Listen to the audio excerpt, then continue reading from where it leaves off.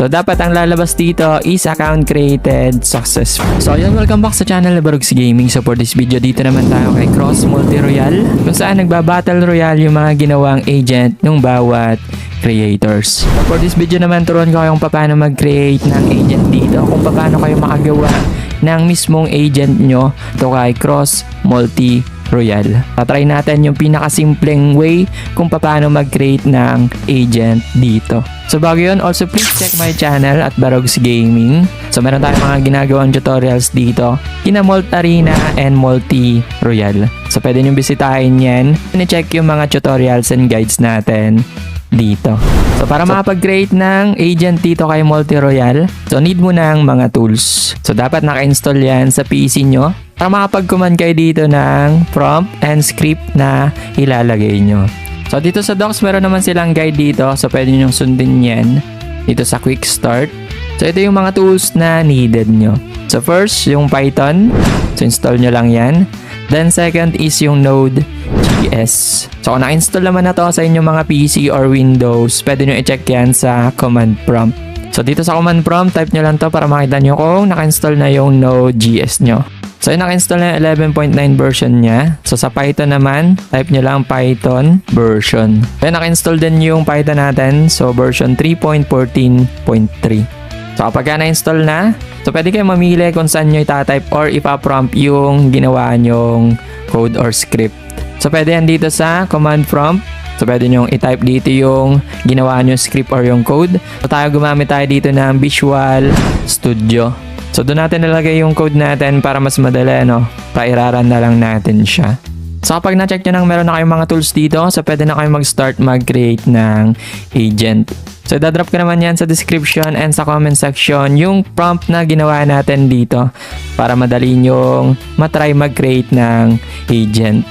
So ito na yung sample ng code natin. So ang gagawin natin dito is i-edit na lang natin yung name and yung wallet address. So i-copy lang natin yan. So copy nyo lang yan. Then punta kayo sa note. Mag-open din kayo dito ng notepad nyo para sure na may edit nyo yung name and wallet address. So kasi itong ginawa natin is nakagawa na tayo dito, no? So meron dyan na mali tayo ng name. Ang nilagay natin is my agent. So ngayon ang ilalagay natin Barogs Gaming. Then ilalagay natin yung ETH wallet address natin na panibago. So ito hindi na pwede. So try natin ha. So i-run muna natin para makita nyo yung pinaka-response niya. So run natin. So lalabas dito error na, no? Kasi yung wallet address nga daw na yon is nakagawa na tayo ng agent. So i-buy natin yan. Then ang pangalan nun is my agent, di natin na iba. So ngayon papanibago na tayong gawa. So balik ulit tayo doon. So ang gagawin is i-copy. So kapag na-copy nyo na yan, punta kayo sa note. Then dito sa note, edit nyo lang yung pangalan. So lagay natin Barogs Gaming, edit lang natin to.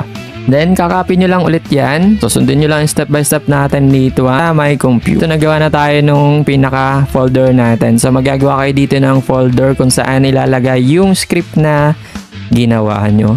So balik lang natin. So dito, create lang kayo ng new folder. So lagay lang natin Multi Battle para hindi sila magkaparehas. Then click nyo lang yung right click, then new, then Python script. So kailangan nyo talaga dito ng Python, no? So ibahin din natin yan. Lagay natin agent waka waka. Then right click nyo lang ulit, then open natin yan sa Virtual Studio natin. So open lang. Then dito, i-paste natin yung kinapi natin na note dito sa notepad natin. So ito yung sinave natin kanina. So check nyo muna maigi kung na-edit nyo yung name, pati yung wallet address. So ang kukuhanin natin dyan, yung API natin. So yun yung mahalaga, no? So kapag nakuha nyo na yun, i-save nyo lang. So paste nyo lang dito yan. So check nyo din ulit. So yan, dapat tama yan. So tama dapat yung name and wallet address. Then kiklik lang natin yung run Python file dito. So antayin lang natin yung kanyang response dito sa baba. So dapat ang lalabas dito is account created successfully.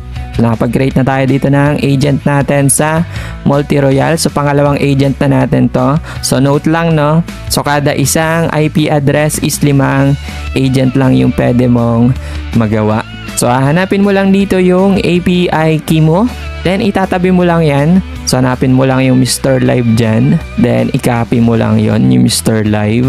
So napakahalaga ng API key na yan. So kapag hindi nyo na nakita yan or nawala nyo yan, so hindi nyo magagamit yung AI agent na ginawa nyo. So ganun lang kabilis makapaggawa ng AI agent dito sa Cross Multi Royale. So yun yung pinaka easiest way kung paano siya maggawa. Then dito naman sa website, kung gusto nyo i-check yung mga na-earn ng AI agent nyo, so dapat nakalink yung CrossX wallet nyo dito. So kiklik nyo lang yung wallet na yan, then go to my page.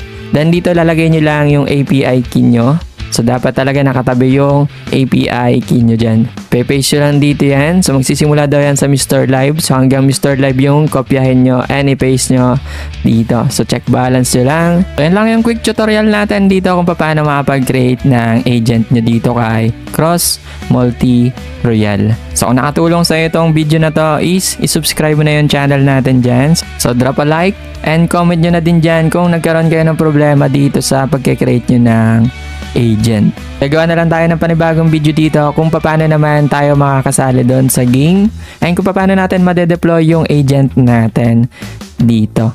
So ayun, kita-kits tayo dito kay Cross Multi Royale. So good luck sa inyo guys and see you on the next video.